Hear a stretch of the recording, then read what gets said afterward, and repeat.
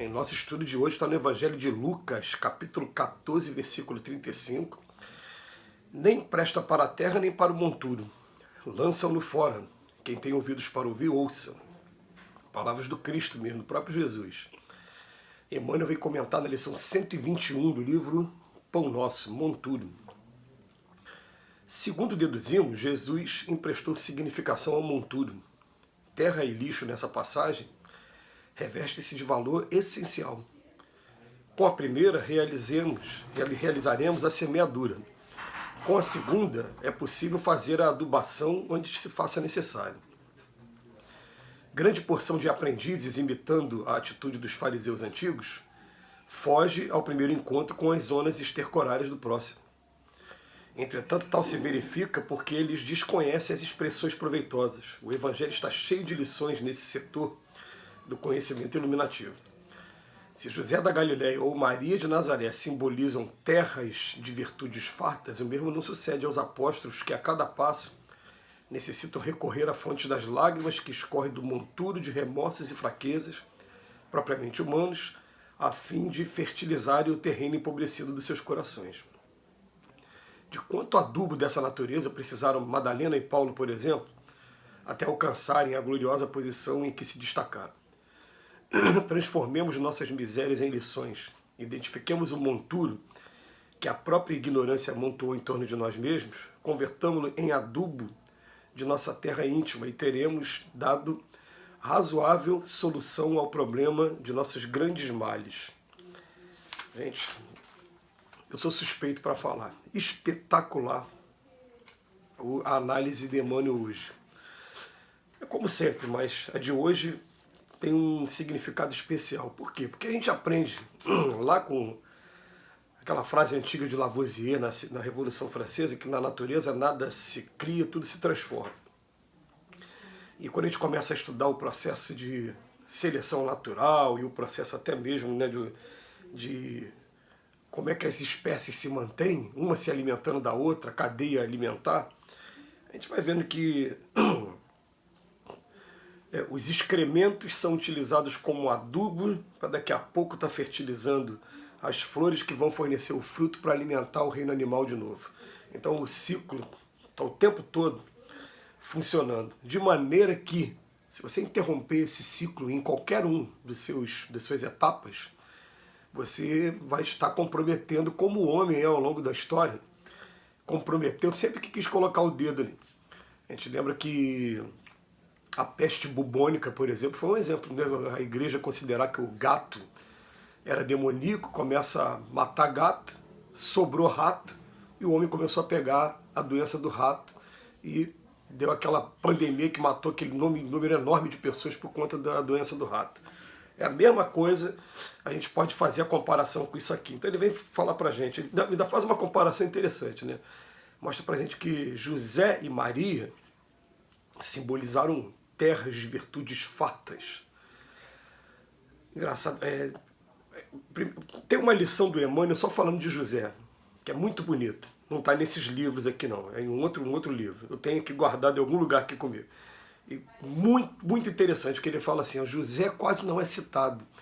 Mas vocês já perceberam que conta a Escritura que a gravidez de Maria foi uma gravidez que, se fosse levar ao pé da letra, interpretação literal, seria um escândalo para a época. E, no entanto, ele abraçou a mulher, né, com aquela missão e criou o seu filho, dedicou todo o seu coração, seu carinho ao filho. Então, essa lição ela rasga elogios a José, inclusive exaltando a qualidade dele como essênio, que depois levou Jesus a conhecer os essênios também. E Maria de Nazaré, a gente sabe que teve até um momento que ele não compreendia a missão do filho. Mais notadamente naquela passagem que Jesus fala, quem é minha mãe, quem são meus irmãos? Minha mãe e meus irmãos são todos aqueles que ouvem a palavra da Boa Nova e a cumprem, né? Ele estava falando que naquele momento nem a mãe nem os irmãos, elas achavam que Jesus teria perdido o juízo, não compreenderam no início. Mas Maria de Nazaré hoje, ela tem um apelo, existe um apelo principalmente por parte da cultura católica, né?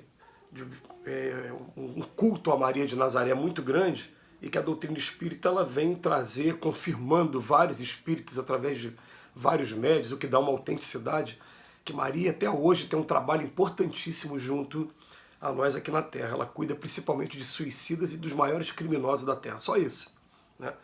Então ele coloca aqui que esses dois espíritos simbolizaram terras de virtudes fartas, mas os apóstolos não. Que os apóstolos estavam o tempo todo precisando recorrer à fonte de lágrimas, desse monturo, desse local, né, em que a gente despeja aquilo que não vale para a gente, mas que vai ser reciclado, vai ser reaproveitado de alguma maneira. Então ele vem chamar a gente para atenção, olha só. Transformemos nossas misérias em lições. Que frase maravilhosa, espetacular essa frase. Porque a gente vai chegar à conclusão do seguinte: pior que a morte é desviver, né? Pior que a morte é você fugir da lição da vida. Às vezes a pessoa com medo de errar não evolui. E a prática vai mostrando o seguinte, que você arrisca a sua vida e mesmo que você erre, você vai aprender com o seu erro, porque tudo que está acontecendo com a gente está servindo para nos impulsionar para o progresso. Então tem pessoas que deixam de arriscar, deixam de errar e não estão evoluindo. Ou por medo, ou por sei lá o quê, né? Quando a gente erra, daqui a pouco a lei de causa e efeito vai bater na nossa porta mostrando, olha a consequência do que você fez. A gente vai sentir na pele, e quando a gente sentir de verdade na pele, a gente vai tomar novos caminhos a ponto de evitar que essas falhas aconteçam de novo.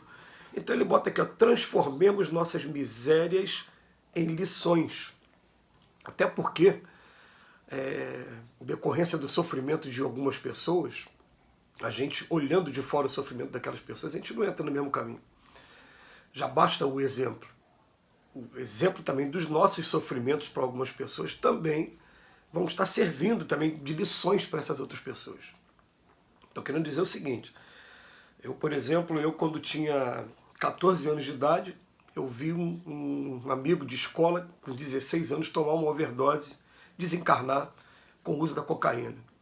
Então, a minha vida inteira eu tive para mim que cocaína era veneno. Ela tirou a vida de um amigo meu da minha adolescência.